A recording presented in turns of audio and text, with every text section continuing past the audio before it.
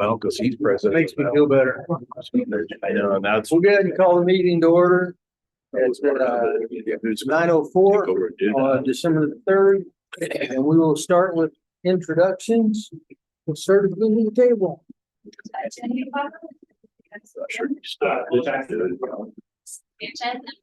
Sean North, FPO. Mark Myers, City of Greenwood. Anna Grimling, IMPO. IMPO. Andy Nixon, IMPO. Andrea Miller, IMPO. Very with us in Alzheimer. Thanks, Lane. Andrew Klinger, Town of Lakeville. Brad Finance, Town of Speedway. Right around town of Cornville. Bud Morrow, City of Greenfield. Michael Pierce, City of Westfield. Ryan Cannon, Town of Avon. John Papps, Town of Brownsburg. John Ayers, Hendricks County. Brad Davis, Hamilton County. Amanda Myers, Serta. Renee Raffles, City of Lawrence. Jim Parrott, City of Lawrence. Gilroy, City of Franklin. Steve Barnett, City of Franklin. Paul Pione, City of Greenwood.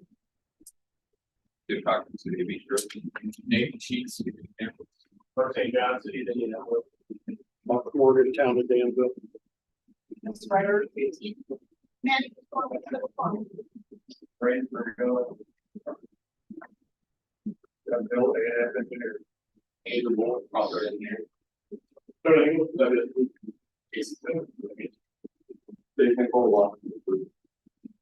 Very good. Thank you all for coming. We'll save the best for last. Ryan's walking in the door. That's Ryan. There he is. There he is. Introduce yourself. Hey. Oh, right, well, I didn't do it. Thanks, Ryan. Ryan, nice haircut. Yeah. Merry Christmas. Let her come in later again.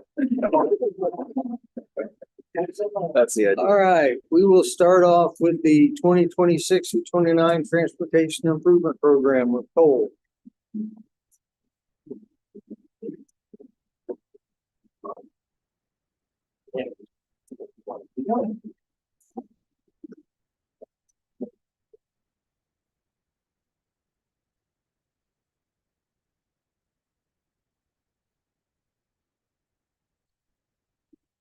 If you're here for us, to amendment, this is the last to amendment in the cycle.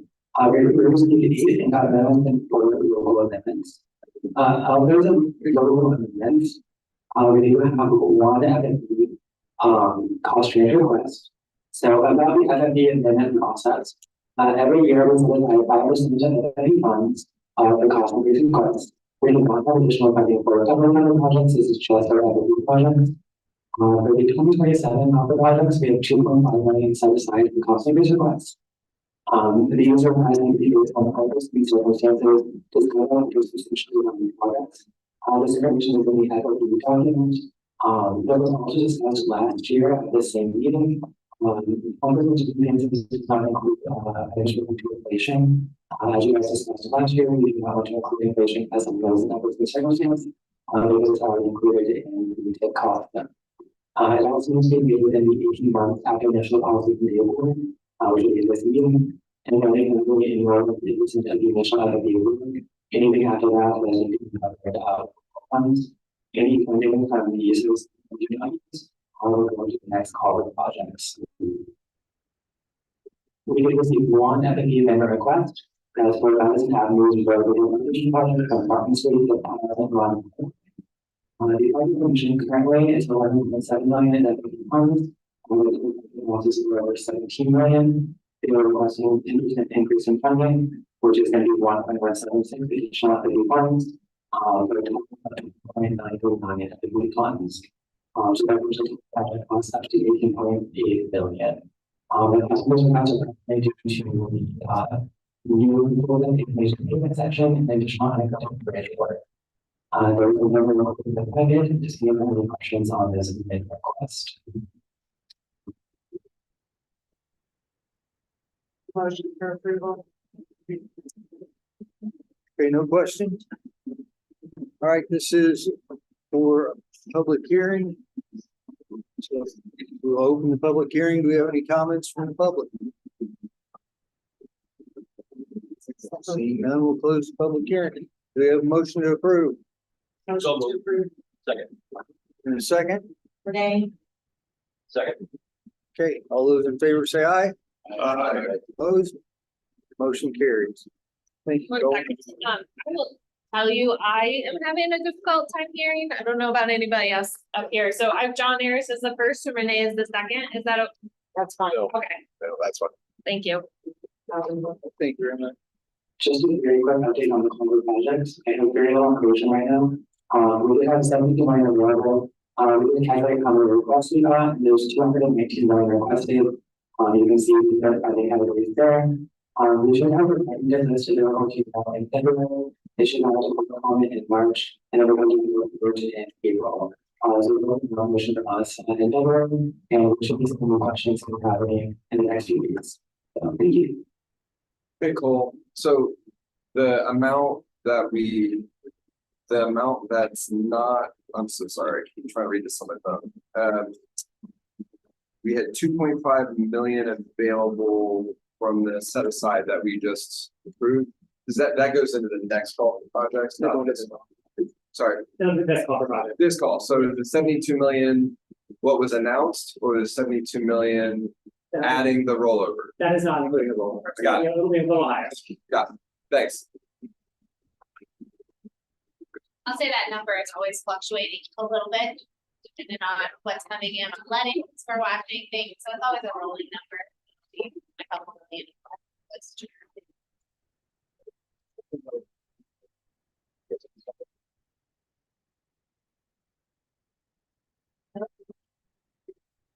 Yeah. Okay. Performance measures, safety targets, Jennifer.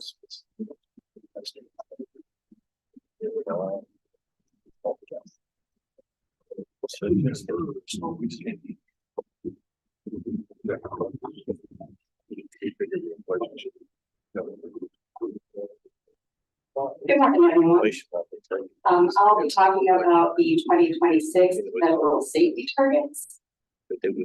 As a reminder,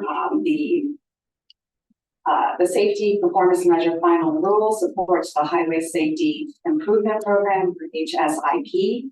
It establishes safety performance measure requirements for the purpose of carrying out the HSIP and to assess fatalities and serious injuries on all public roads. And the safety targets are an annual target, so we do approve these every year. This is different from the system condition and safety performance, system performance measures that are 4-year targets. And this just lists out the 5 different measures. We have a number of fatalities, number of serious injuries, rate of fatalities per 100 million BMT, rate of serious injuries per 100 million BMT, and the number of non-motorized serious injuries and fatalities. And this does apply to all public roads. This is just some information on INDOT's target setting process. INDOT has set their 26 safety targets and they have reported them to FHWA. And then MPOs must either support these targets or set our own targets by February 28th of 2026. And the policy committee has voted to support the safety. We have voted to support the state safety targets for the past 8 years. INDOT has used a straight line projection for all 5 of their targets. INDOT has tried several different target setting methods over the years, including using economic data. Starting last year, they started using this 2% straight line projection for all 5 targets. And this is based on INDOT's strategic highway safety progress goals for fatality reductions over the next 20 years.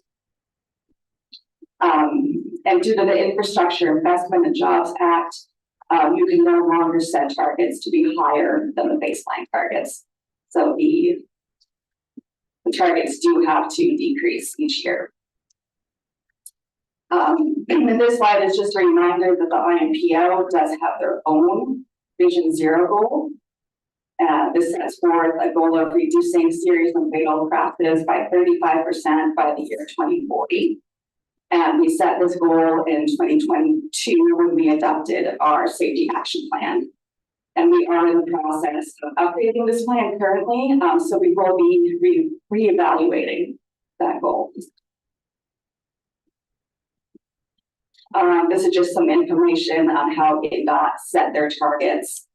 So they used 2021 as the baseline and then took a 2% reduction each year to get to the 2026 target.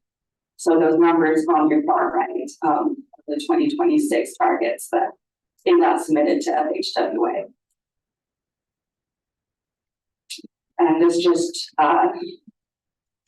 shows each of the 5 targets, number of fatalities, we have 794.7, rate of fatalities, 0.992, number of serious injuries, 2,965.5, rate of serious injuries, 3.702, number of non-motorized fatalities and serious injuries, 462.96. And we do believe that these targets that INDOT has set are reasonable, and we are recommending that we support INDOT 2026 safety targets. Any questions? My thoughts and comments on this is if there was any advantage to us deviating from INDOT's performance measures, I would obviously advise that we do that. There's no advantage from us. There's no MPO in the state that is doing that is deviating. Jen went through like the technical aspect of it. I'd advise that we adopt the performance targets consistent with INDOT, similar to what we have done in the past. So do we have a motion to approve? Move to approve, Lloyd. I think I saw Renee on that. Are you okay with being? Ryan? Okay, being second, yeah, that's fine. All those in favor say aye. Opposed? Motion carries. Thank you. Thank you. All right, next, maximizing the value of the land study, Andrea Miller.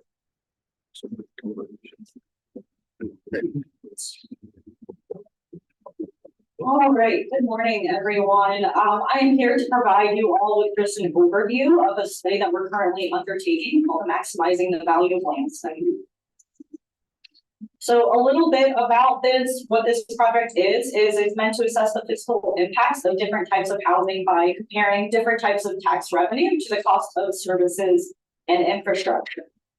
So for example, looking at property and income tax revenue versus how much it costs to repave your streets, how much it costs to, upgrade your sewers and whatnot. And it looks at different types of housing. So for example, large lot, single family housing compared to an apartment complex. So the final report will offer key findings and practical guidance regarding housing and land use. A little bit more about the specific components of this. So there's a lot going on this slide. If you look on the far left-hand side, you can see that there are 4 big red arrows. Those are the 4 key components I kind of want you to focus on. So first we have the summary of taxation policy. That's exactly what it sounds like. We found that there's a lot of misunderstanding about the difference between federal, state, and local taxes, not by professionals, but by the public. And so that is primarily intended to address that knowledge gap in the public. The second is the cost of service analysis. So really doing that comparison of, again, tax revenue versus the cost of services. And as part of this, we are using 3 case studies from around the region. So 3 of our members have graciously agreed to help us in this task to get us a better understanding of the different dynamics across the region. The third is quality of place. So this looks at, basically it's a rooftop analysis of the types of things that various industries look at when it comes to, where they want to locate, specifically with recreational amenities primarily. And then the 4th element is our stakeholder engagement. So this includes our items like focus groups and research interviews, our technical advisory committee, which I'll talk a little bit more in a bit, and other items like our public meetings. At this time, we are scheduled for completion in the spring. So we are just about wrapped on our summary of taxation policy and are still working on our cost of service analysis, quality of place to begin shortly, and of course, stakeholder engagement takes place throughout the project. So why this project? To provide a clear path forward for members to maintain fiscal sustainability as their communities continue to evolve. So this is important at any time, right? Like that's the core of what we do is we provide these services to our residents. But especially now with the changes that we're seeing in tax policy at the state level. So with SEA 1 that was adopted earlier this year, we believe this will provide some important takeaways. So as part of this project, when we're doing these case study analysis, we are looking at under current taxation policy and what it would be in the future under the current version of SEA 1. So how you can find out more, the first is the Technical Advisory Committee or TAC. So if you have questions about like, how are we accounting for different things and you generally just want a deeper understanding of the aspects of municipal finance that go into this, I highly recommend joining the TAC. We have had the first meeting, but we have 2 additional meetings. So this is your opportunity to hear directly from the entire project team, ask in detail questions and really kind of probe and also help us fill in any gaps that maybe perhaps we're missing. The second TAC will be taking place at some point in January, so after the new year. And of course, we'll have some other opportunities. We will be having an open house and speaker event to present the findings of the study this spring. And of course, you will receive an update at the conclusion of the study here in one of these meetings. But of course, you can also contact me directly. So if none of those previous options really interest you, feel free to give me a call or email. But that concludes my presentation. Are there any questions at this time? Yeah. When did you expect to have the study concluded this summer, you think? Can you repeat the question? When are we expected to finish the study? So we are anticipating March, end of March. I've been saying spring, just to give us a little bit. Yeah. All right, if there aren't any other questions, I will hand it off to our next presenter. Thank you. Thank you, ma'am. Serve report.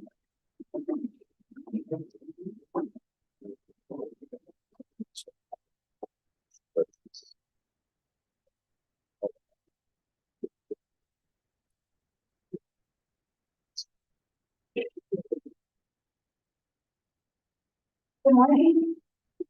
I'm Danielle Fry. I'm here to talk about the SERV focus. This was a pilot program that the IMPO launched this year. It is a recurring focus group with compensation. SERV stands for Strategically Elevating Regional Voices. Excuse me. We launched this to gain more meaningful feedback from the public. Over the years, we've seen waning participation in traditional public input opportunities like surveys or community meetings, listening sessions, and whatnot. So in order to accomplish this, we contacted with the McCormick Group. Maddie McCormick is here with us this morning. She is a professional group moderator and meeting facilitator with a depth of experience in engaging with the public. And so she was a great help in launching this program.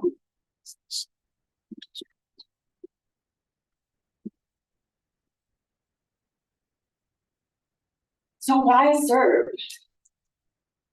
The IMPO is responsible for inclusive and equitable planning as stated in Federal Code 450.316. And with traditional engagement methods dropping, it wasn't working. You know, we had decreased engagement all around, especially with underserved communities. So the IMPO launched served to address the gaps in participation in regional planning.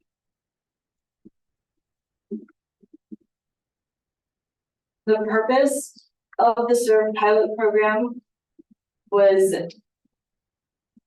to aim at getting more meaningful involvement. You know, a lot of times we're at events and we have like a quick minute to talk to a member of the public. And we get a broad reach that way, right? We see a lot of people, but we don't really get to get into the subject. So through this, we were building trust through sustained respectful dialogue, increasing the understanding of what the IMPO does and their planning process. We were able to gather actionable community-informed feedback and establishing a replicable model so that this can continue and we can continue to have meaningful engagement with the public. So how did we build this focus group? How did we get members to come? We started off by working with partnering organizations and asking them for recommendations of people that they might know of who want to get involved, but haven't really been able to get involved. Sometimes through those recommendations, we went a layer deeper and they recommended someone to us. We placed some ads on social media that had an application form asking why they were interested in doing this, and I kind of explained that you're going to be able to voice your opinion on your community. There's an image of the ad that was placed on social media on there, actually. Through the ad, we got 30 applicants. We looked at those applicants. We asked about household income, how many people live in the home, where they live. So we looked at zip codes, trying to get a diverse representation of residents. Then we went through the McCormick Group and IMPO context, kind of fill the gaps that we were still missing through those applications. The final committee was made up of 14 members. And we, so through those applications, it also had what time of day or what day would be best to meet. And so some of that eliminated some people. We invited people, we chose a time through there that worked for the majority of applicants.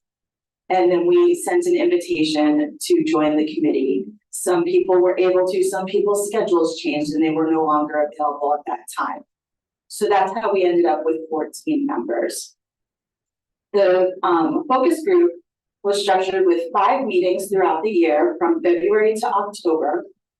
Each meeting was 90 minutes long and they were split up with like a 50-50 share. So the IMPO presented and then 50% was like discussion through that. It wasn't like IMPO presented for 45 minutes and then discussion. It was kind of a piece throughout.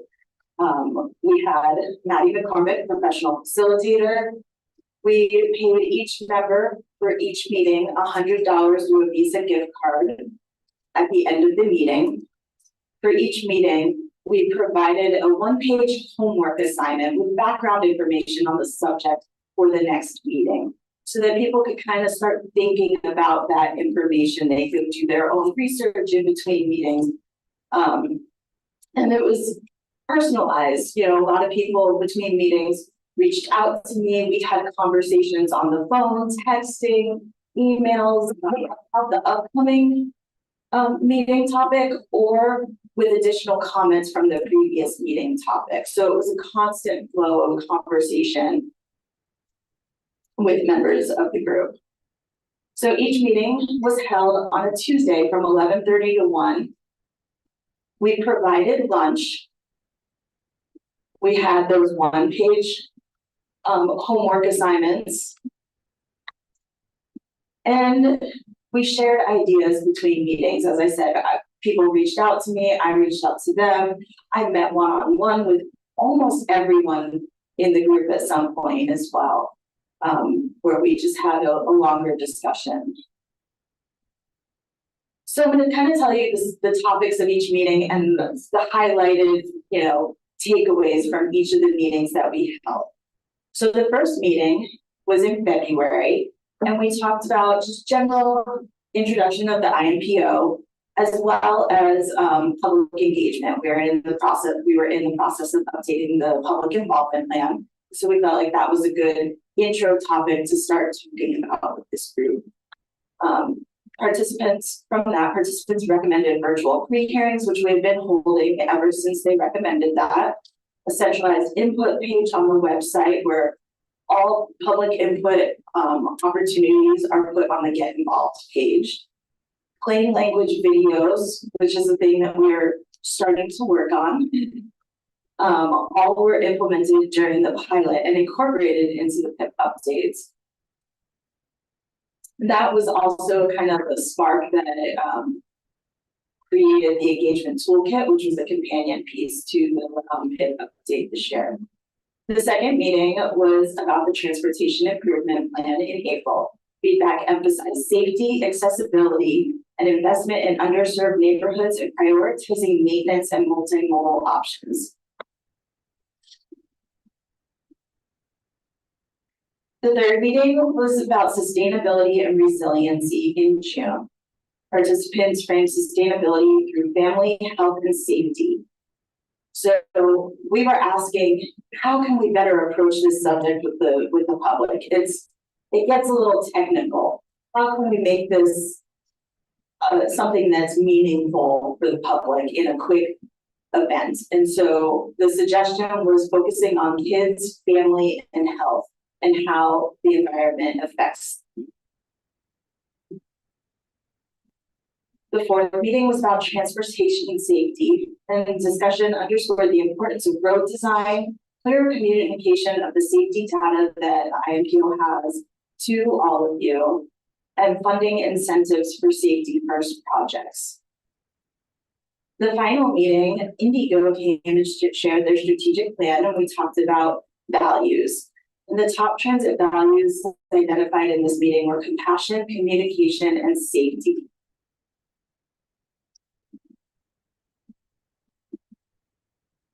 So some of the things we gained from starting this focus group were deeper insights. We were able to develop trust and meaningful relationships with members of the community that we would not have reached before. Community members felt empowered because we reported back to them at each meeting with how we're using their input. Whether it's going to take longer, these notes are passed on, we're working on it, we're still reporting back to the members of the group. So it created that trust and transparency, building that relationship. We were able to have that sustained dialogue and longer communications, really dive into some subjects. Sometimes 90 minutes goes by really quick. We've got these deep technical layered subjects that we're talking about, and having that one pager homework really helped people start to think about it before then, give them a little bit of information and insight so that we didn't have to spend as much time kind of giving that like large overview. We could dive a little more deep into the subject. And communication between the meetings was key. We would follow up after each meeting. I sent out an email kind of summarizing some of the key takeaways. People would send emails or call me with some other insights that they thought of afterwards. And all of that was incorporated into our meeting notes. Early on, we did present a lot more and discuss a little less. We quickly learned we needed to really give them that overview ahead of time so that it wasn't just us talking to them.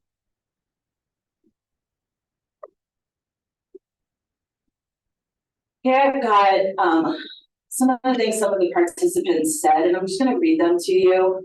It's impressive how much data they have on everything that's going on in Indy. It really shows that they really do have a clear understanding of how it's impacting the city. I've been pleasantly surprised at how much they genuinely listen. You don't need to be an expert. It's amazing to walk in each month and hear how our suggestions are already being implemented.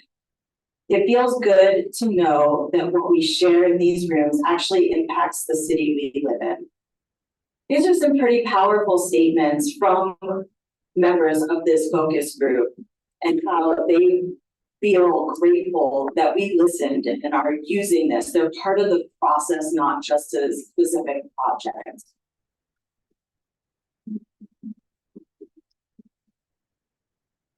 Serve proved that inclusive engagement is not only achievable, but it's essential. By investing in relationships, compensating participants, and creating space for authentic dialogue, the IMPO gained deeper insights and built stronger community trust. This was key. This was the goal, and we achieved it. Can we make improvements on this? I think we can. We will continue this serve focus group. We're in the process of starting to recruit a new cohort. Through that, I will also be maintaining relationships from the 2025 cohort. Anytime we have public input opportunities, I will be reaching out to them. In between, just to, keep in touch, I will be, saying hi, meeting up with them when possible, to make sure that they are able to still be involved. But we want to start this with a new group and spread the word a little more. This group was very focused within Indianapolis, which is the larger area of our underserved populations. But we would like to try to get a further reach broader across the MPA. So that being said, since I am starting to recruit, if you can think of any resident who is kind of involved, but not really, and they want to get more involved, reach out to me, send me their contact information. I will be happy to get in touch with people to try to have a reach beyond Indianapolis for the future of serve.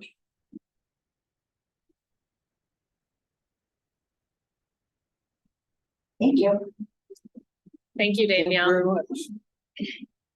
Okay, freight supplement data. Sure. Jyoti.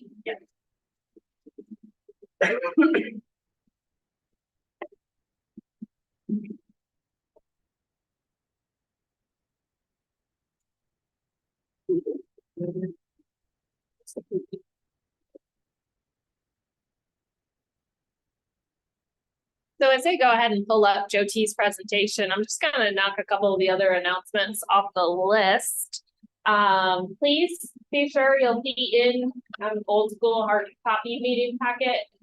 But if you're digital, great. Make sure those dates get in your calendar, tick deadlines, tech policy and joint meetings, or if you have an assistant, please be sure to pass that off to them to get those on your calendar. Those are included in your packet this year.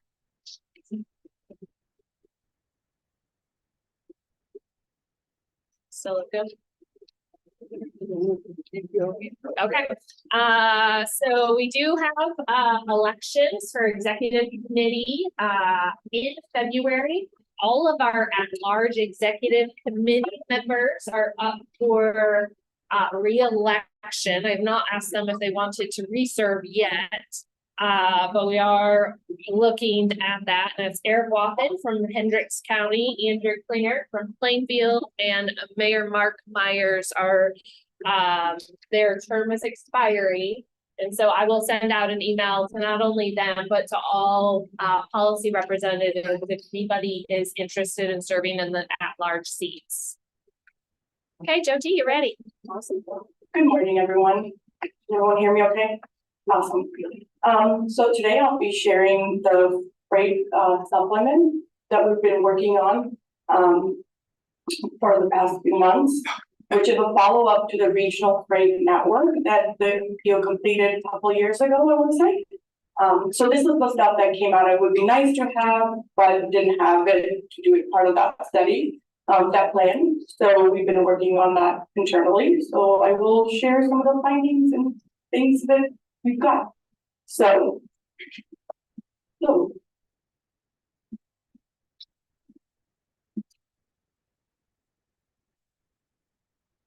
So what the regional freight network did, which was, this is something that we already did work on a couple of years ago. So this is the existing network where freight moves.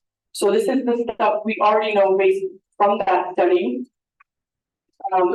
This map shows like the big picture of where trucks are moving today, the major freight corridors, interstates, key arterial and connectors, routes with the highest commercial vehicle activity.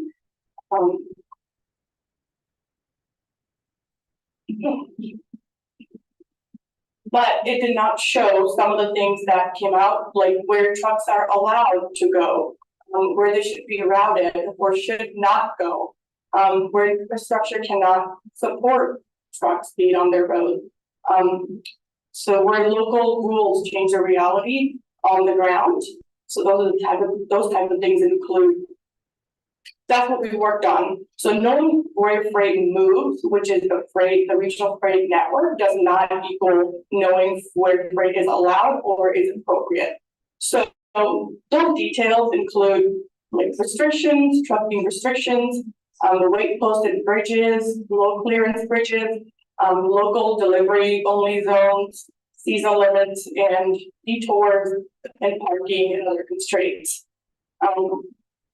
While those are not included in the original regional freight network, but the jurisdictions have that piece, this is exactly the missing layer that the freight supplement is building or has built thus far. So how the freight data supplement was built, related to it, to create the can and should for the truck scope, we assembled data that did not already exist regionally. So we reviewed and pulled every jurisdiction, so all over in our MP area, we reviewed freight related ordinance, and captured things that were covered in the ordinance through like other existing documents, and standardized it into a format and digitized in GIS. So by verifying where possible, the what we came up with is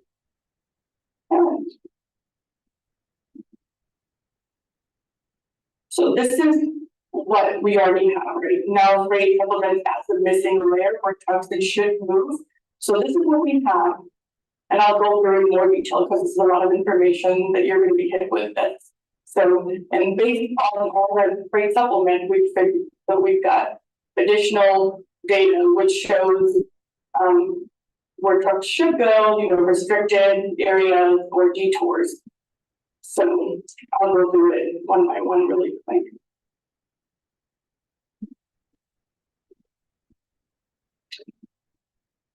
So here we have everything that impacts freight from in the region from what we know. So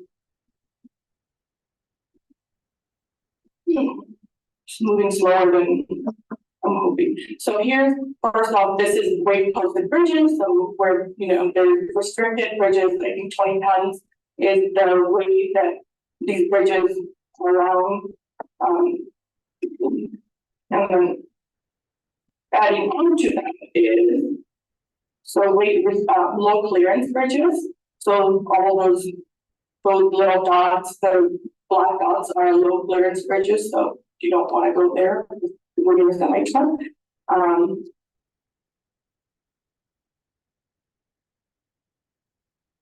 So and these are, so you can see like the orange one is truck ban, where ordinance say, in this, so some of those are represented by line segments, so we were able to actually map the whole segment, but some of them are points because we couldn't do the whole segment. But so basically this is where, like from the ordinances, jurisdictions have said no trucks on this area or from point A to point B. This is weight limited or we're permitted parking or entry. So we should be capturing all. So these are restrictions. Additionally, there's areas down here where there's like they've identified designated routes. So we were able to get that. Really ordinance. So what these show is restrictions exist in almost every jurisdiction. Freight rules are widespread and they're inconsistently documented. So the gap where trucks move and where trucks can and should move is real. So then there's a mismatching risk, right? Like trucks go where the GPS tells them, that doesn't necessarily include, they don't necessarily know, oh, this is a road that the city, they say they can't go. So what ended up happening is local roads and bridges are taking the impact of these unintended, by design. So hit you with a lot of information. What comes next, yes. So we would like for you, contact me to review this, or if you have comments, we'll follow up. And, you can look into it and provide some information, or say, hey, I don't think this is correct, or this is no longer a thing, based on what we have. By March of next year, we're hoping to make it public, so along with the rest of our data that we have, so add this. And then hope we can coordinate with INDOT and connect to the parking availability need and share this information with them. So that kind of concludes my great supplement this morning. Are there any questions or comments? So just some clarification. So we have, right, our regional freight map.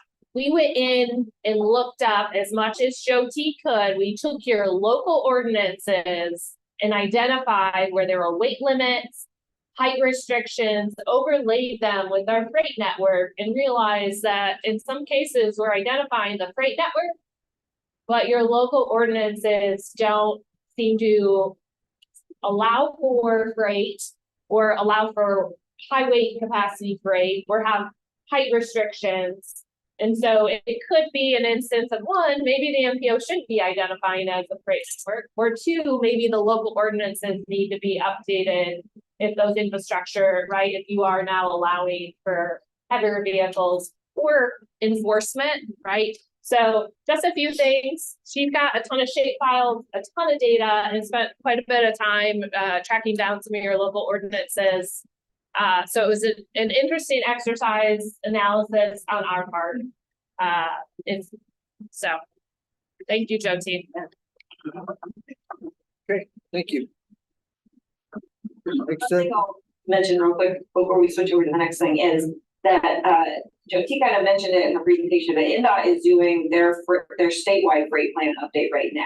So we're going to be sharing this information with them so that they can use it for that. And Connexus is, I believe, running that freight plan update. And then after this meeting, Joe T, we'll be sending out an email from Joe T that includes a link to this story map, so that you all can get in there and click on the points and see what we've got with the maps, and then you can contact Joe T if you've got feedback for her. So, You're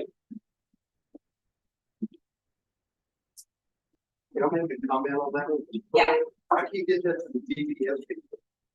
That's the main Can you- thing. you How do you get the GPS? How do you get it to the people that are like selling GPS data to the trucking companies, is what I'm assuming you're saying. Yeah. So we did reach out to a trucking company who provides that, or not a trucking company, but a company that provides that kind of data to those companies.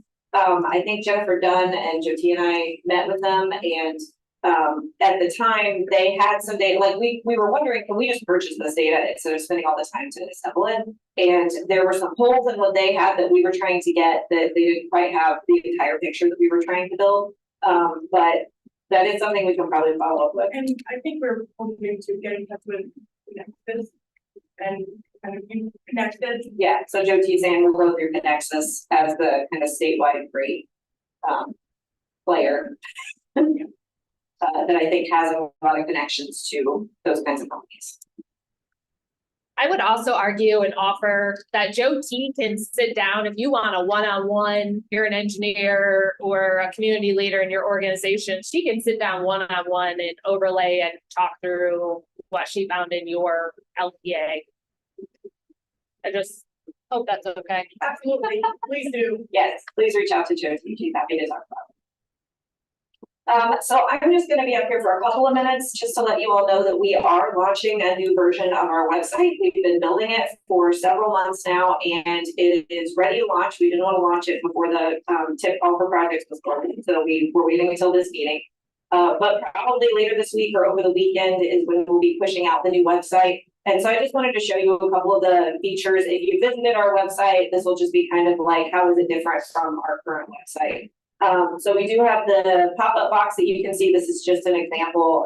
This is just the staging site. This is not the actual site that the public can see. This is the site we were reviewing for feedback. So there's going to be some pop-up boxes if we have notices like comment periods or call for projects, things like that. There is the option to have an alert bar at the top, so that might be different colors depending on what we're putting up there, but depending on what's going on, you'll be able to click that, and then that might go to anything now, but that would be something that will take you to like a notice. It just takes you to a different page right now, but so that'll be something that we'll be able to put alert bars up there. The big difference is going to be in navigation. So we have switched over from, like right now on our website, we try to organize it as best we can, but sometimes you have to go through a couple of pages to find what you're looking for, because we didn't have as much information when we built that website 15 years ago, and now it's, or 10 years ago, and now it's, we've got a lot more stuff to share. So we wanted to build a navigation that has a much deeper menu, so that when you click on things, you can kind of see what all the pages are that you can get to on the website. And hopefully that will speed up. So if you're looking for that crash data, or you're looking for that, how do I get model data? You'll be able to see that when you click these menus. So we have the about section, we have our plans and initiatives. So that's kind of all the planning work that we do, safety, active transportation, etc. We have our funding section. So that's primarily going to be the transportation improvement program and our local technical assistance call for projects. So when we do our local planning grants. And then regional insights is going to be kind of all of the data, but also all of the kind of pre-packaged data and dashboards. So for example, we'll have some information over here on our peer region comparisons, profiles and trends. We'll have some of our dashboards here. And there will be a link on this page. It's not here right now, but there will be a link on this page to take you straight to the data portal. So that if you're trying to just like get straight to the GIS information or tables or whatever you have the data portal, you can get there. Resources is kind of like the miscellaneous extra. So it's going to have some local resources. This isn't everything that's going to be in here, but it's going to have local resources, general resources. You'll be able to change language if you need to. On the homepage, we'll have some quick links that you can click on, and these are probably going to be the ones we stick with for right now. But we'll have some quick links to get to the data portal, the NTP, UPWP crash data, and we have some links at the bottom. So we have a quick link section. So that's also going to be an easy place for you to go if you're just trying to find UPWP or MyTip or something like that. We'll have some quick links at the bottom here. So that's a very quick run through of the website. It will have, kind of all the stuff that we've got on our current website. I believe it's mostly built out as far as, if I click on some of these pages, I think they're going to have information on them. And then there'll be, maybe not this one, but we'll be, they're currently putting all that information in there. So we will probably be pushing this out later this week or this weekend. If that doesn't happen, and we just need a little bit more time, so you'll see it sometime in the next couple of weeks go live. But hopefully this is a better navigation experience. Hopefully you'll be able to find things a little easier without asking. If you do need to ask, absolutely please do. We always want to help, but we try to make this a little bit more user-friendly. So if there are any questions, I'm going to answer them. But Jen, are you going over the MTP key performance indicators? yes, so I'll do that as well. So as part of the Metropolitan Transportation Plan update, we did include some key performance indicators. This was a little bit of a change from what we did in the last MTP, where we wanted to identify some very specific data points that were easily trackable, easily acquirable. We have had some trouble with some previous MTPs with saying like, well, we want to track this, but then we had a lot of trouble actually finding the data to be able to track that kind of thing, or having consistent data or having regular data that comes out at least every year. So we switched to key performance indicators. This is all data that we have already acquired, and we have organized all of this into the 4 themes of the MTP, which is move, prosper, make safe, and sustain.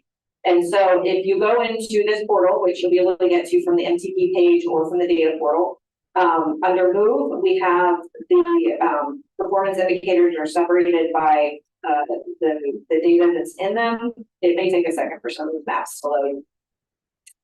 But for example, we have this map, which is tracking where all of the connected paths are for bikeways. We've got a couple of tables that are showing the increase in bike share stations over time and the population with access to bike shares. We have transit access and bike access in low car household neighborhoods. So census data will tell you if they're like 0 car households. So we can find out how many of those 0 car household neighborhoods with a high rate of 0 car households have access to bikes and transit, bus stops. And we also have information on roadways. So for the federal performance measures, we've included some of those in here as well, as far as like person miles traveled for reliability. And then if you can click this little arrow to get back up to the top. Under prosper, we have, sorry, I'm trying to figure out how this, we don't have a mouse up here, so bear with me. Under prosper, we have some information on transit access. We have some information on housing, income spent on housing and transportation. We have information on the freight system, so railroad equipment incidents, railroad incidents by type. We have truck travel time reliability. And these are all, some of these you can like click on points and you can get more information about. Under make safe, we have information on serious and fatal automobile crashes and just the change over time.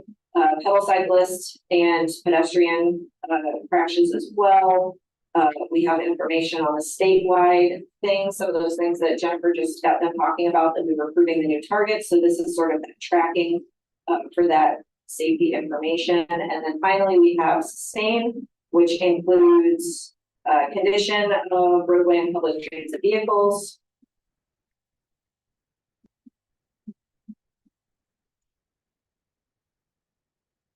So this is for assets in good condition statewide. So this is from INDOT. We have assets in poor condition statewide. And we have bridge system information, PACER information, PCI information. And then we have our federal performance measures for rolling stock, percent equipment. We have alternative fueling, automobiles and fueling stations. So this is also some statewide information about vehicle registration and some tracking of the increase or decrease of fueling station, different types over time. So anyway, and then I think the last one we have is a land consumption. So we're showing land consumption over time within our region. So if you're interested in any of those, we're going to continue tracking those. We will continue to use those in our future planning work. So these are just some of the measures that we're going to continue to track over time. So we now have the handy dandy dashboard. Any more questions? Any other questions? Thank you, ma'am. Dues. Membership dues. So just a reminder, we did send out invoices this year. Some of you chose to pay them this year. Some of you guys hold on to your invoices and wait for calendar year 26. Just a reminder, we're looking for those dues per bylaws by the first meeting of 2026, which I believe is the February policy deadline. So just a reminder, if those invoices didn't get forwarded to your clerk or you need a copy of the invoice, please let us know and we will get that out. We will also probably send out reminders at the beginning of the year. Also, we will be sending out reminders. We have an office manager switch.